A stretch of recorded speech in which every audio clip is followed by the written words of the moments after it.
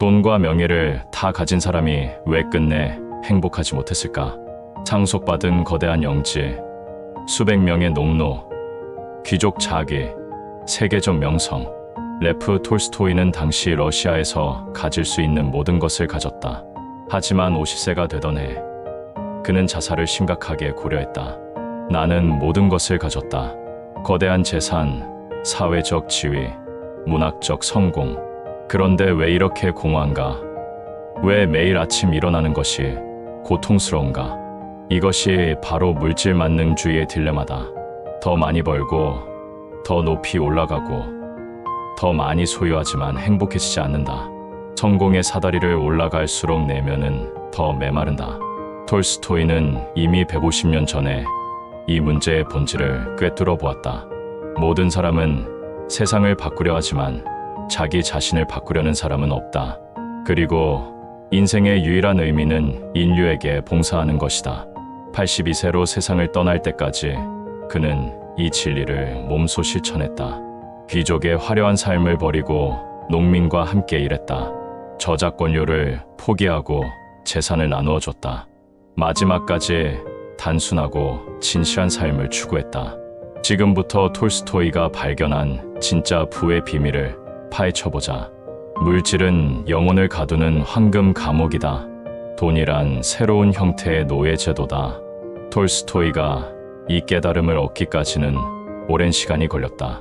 젊은 시절 그는 돈과 쾌락에 빠져 살았다. 모스크바의 화려한 살롱에서 밤을 새우고, 도박장에서 거금을 잃고, 사치스러운 연애에서 흥청망청했다. 나는 돈의 노예였다. 더 많이 벌기 위해 밤낮 없이 생각했고, 더 많이 쓰기 위해 욕망을 키웠다. 하지만 돈이 늘어날수록 자유는 줄어들었다. 1847년 19세의 톨스토이는 카잔 대학교를 중퇴하고 야스나야 폴리아나 영지를 물려받았다. 330명의 농노와 4천 데시아티나의 광대한 토지, 동시대 귀족들이 부러워하는 재산이었다. 영지의 주인이라고 생각했지만 실제로는 영지가 나의 주인이었다. 농노들을 관리해야 했고, 수익을 늘려야 했고, 끊임없이 늘어나는 지출에 시달려야 했다. 그는 도박에서도 같은 패턴을 경험했다. 처음에는 재미로 시작했지만 점점 더 큰 돈을 걸게 되었다. 1855년 세바스토폴 포위전에서 돌아온 후 그는 도박 빚으로 영지의 일부를 팔아야 했다.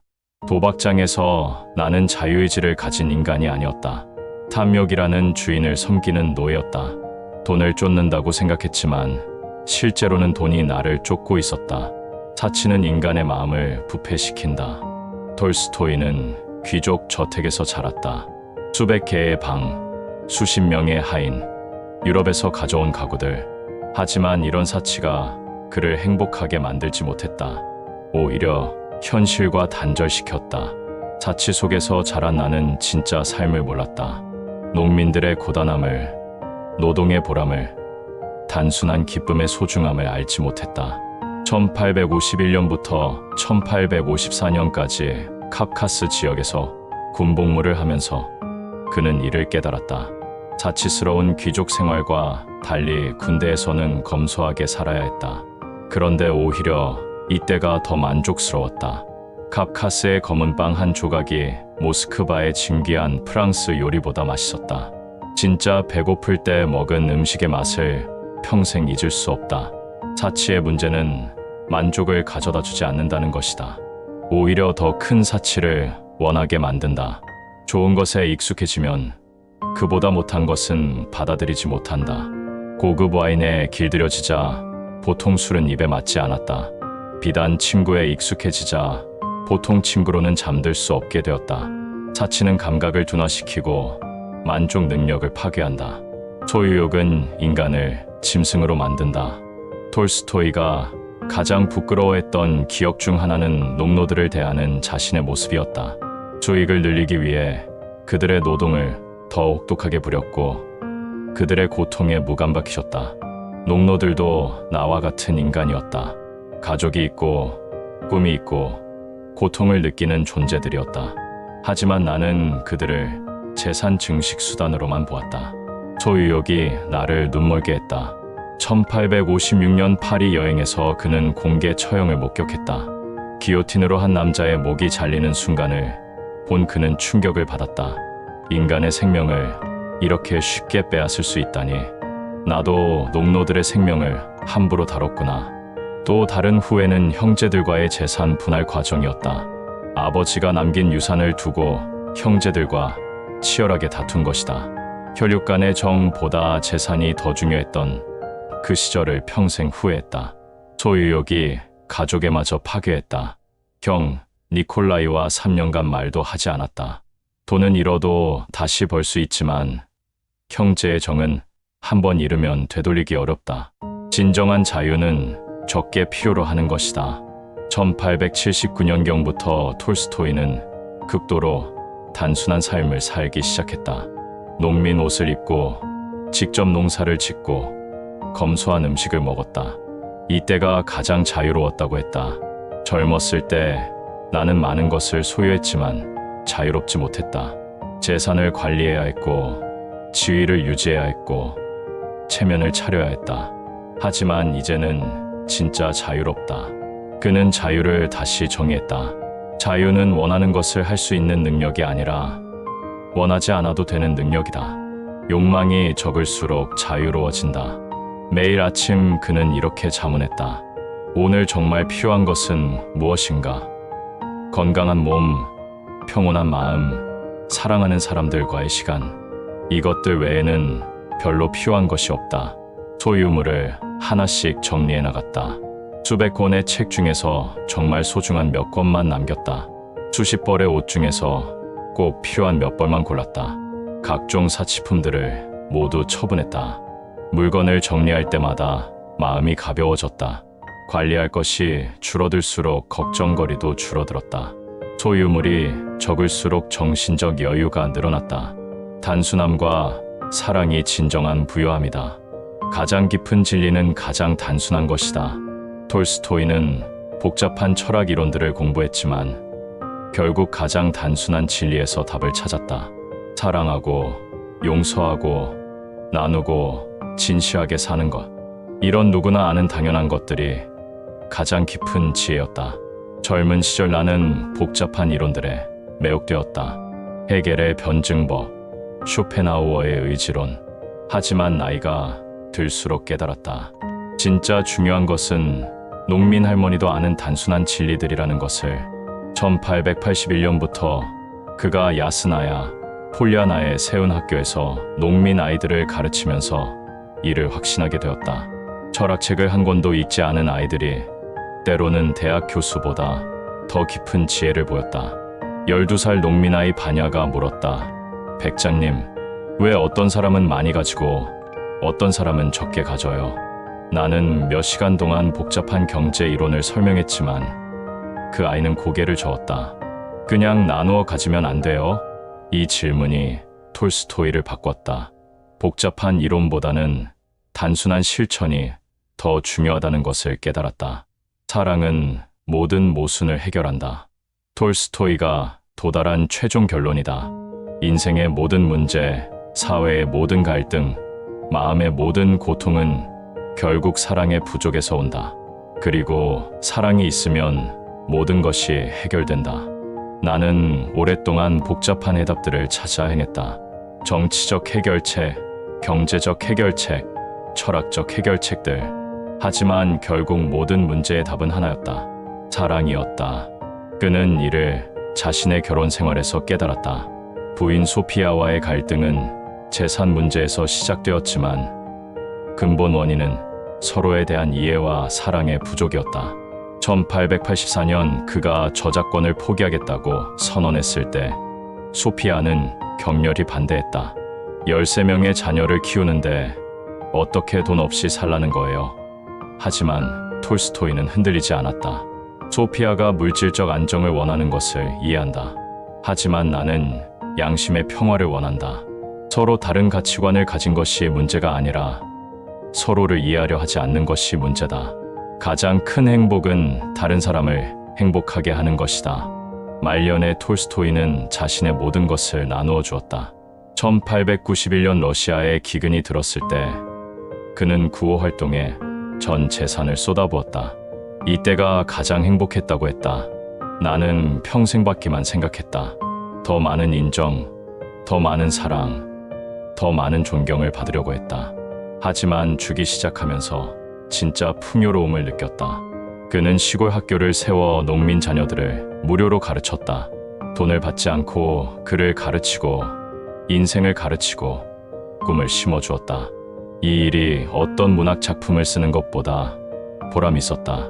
아이들의 눈빛이 밝아지는 순간, 그를 깨우쳤을 때의 기쁨을 보는 것이 베스트셀러 작가가 되는 것보다 훨씬 행복했다.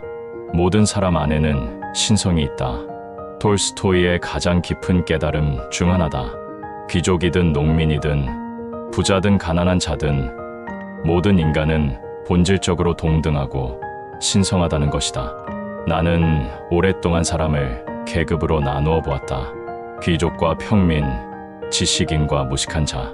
하지만 그것은 겉모습일 뿐이었다. 본질적으로는 모두 같은 인간이었다. 그는 농민들과 함께 일하면서 이를 깨달았다.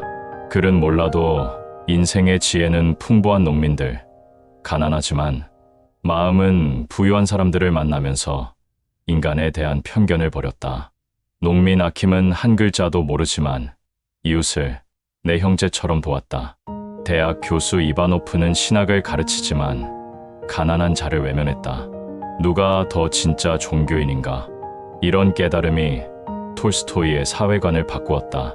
농노제 반대, 사형제 반대, 전쟁 반대, 모든 인간의 존엄성을 지키는 것이 그의 신념이 되었다. 인생의 유일한 의미는 인류에게 봉사하는 것이다. 톨스토이의 최종 인생관이다. 개인의 행복 추구를 넘어서 인류 전체의 행복을 위해 사는 것이 인생의 진짜 의미라는 깨달음이다. 젊은 시절 나는 나만을 위해 살았다. 내 성공, 내 행복, 내 명예만 중요했다. 하지만 그렇게 살면서는 진짜 만족을 얻을 수 없었다. 전쟁과 평화가 대성공을 거두고 안나 카레니나가 세계적 명작으로 인정받았지만 그 순간의 기쁨은 오래가지 않았다. 문학적 성공은 일시적 만족만 주었다. 하지만 한 명의 농민 아이에게 그를 가르쳐주는 것은 평생 지속되는 보람을 주었다. 그는 자신의 재능을 사회에 환원하기로 결심했다. 저작권료를 포기한 것도 재산을 나누어 준 것도 이런 신념 때문이었다. 내가 가진 것은 모두 사회로부터 받은 것이다. 언어, 지식, 문화 모든 것이 다른 사람들의 노력의 결과다. 그러니 나도 사회에 되돌려 주어야 한다. 지금 당장 실천할 수 있는 톨스토이의 단순한 삶 4가지 법칙. 첫째, 소유물 정리법. 매달 한 번씩 자신의 소유물을 점검하라. 1년 이상 사용하지 않은 것은 과감히 정리하라. 옷, 신발, 책, 화장품 등 모든 영역에 적용하라. 톨스토이는 소유물이 적을수록 자유로워진다고 했다. 정리할 때마다 마음이 가벼워짐을 느낄 것이다. 둘째, 감사와 나눔 실천하기. 잠들기 전 오늘 감사할 일 3가지를 노트에 써라. 한 달에 한 번은 누군가에게 베푸는 일을 하라. 돈의 액수는 중요하지 않다. 시간, 재능, 관심도 훌륭한 나눔이다. 나누는 것이 갖는 것보다 행복하다는 톨스토이의 말을 경험하게 될 것이다. 셋째, 단순한 기쁨 발견하기. 일주일에 한 번은 자연 속에서 시간을 보내고 사랑하는 사람과 진심 어린 대화를 나누어라. 비싼 취미나 사치스러운 즐거움 대신 단순한 기쁨을 찾아라. 돈이 많이 들지 않는 활동에서 진정한 만족을 찾을 수 있다. 넷째, 양심 따라 살기. 일상의 작은 일부터 양심에 따라 행동하라. 거스름 돈을 더 받았을 때 돌려주기, 실수했을 때 솔직히 인정하기, 약속 시간 지키기. 작은 정직함이 모여 큰 신뢰를 만든다. 톨스토이가 말한 내면의 목소리를 듣는 연습을 하라. 소유하지 않을 때 진정으로 부유해진다. 톨스토이의 마지막 메시지는 명확하다. 모든 사람은 세상을 바꾸려 하지만 자기 자신을 바꾸려는 사람은 없다. 그는 82년의 생을 통해 이 진리를 증명했다. 귀족으로 태어나 모든 것을 가졌지만 불행했고, 모든 것을 버리고 단순하게 살면서 진정한 행복을 찾았다. 1910년 10월 28일, 82세의 톨스토이는 집을 나섰다. 재산도, 지위도, 심지어 가족의 품도 떠나 순수한 자신만 남기고 싶었다. 아스타포보역에서 폐렴으로 쓰러져 11월 7일 세상을 떠났다. 나는 태어날 때 아무것도 가지고 오지 않았다. 죽을 때도 아무것도 가져갈 수 없다. 그 사이의 삶에서 진짜 중요한 것은 소유가 아니라 사랑이었다. 현대를 사는 우리에게 그의 메시지는 더욱 절실하다. 물질은 넘쳐나지만 마음은 메마르고, 연결은 늘어나지만 관계는 얕아진다. 톨스토이가 제시하는 답은 간단하다. 복잡한 것을 단순하게, 많은 것을 적게, 받는 것을 나누는 것으로 바꾸어라. 외적 성공보다는 내적 평화를, 물질적 풍요보다는 정신적 만족을 추구하라. 더 이상 미루지 마라. 오늘부터 시작하라. 불필요한 것들을 정리하고 진짜 중요한 것들에 집중하라.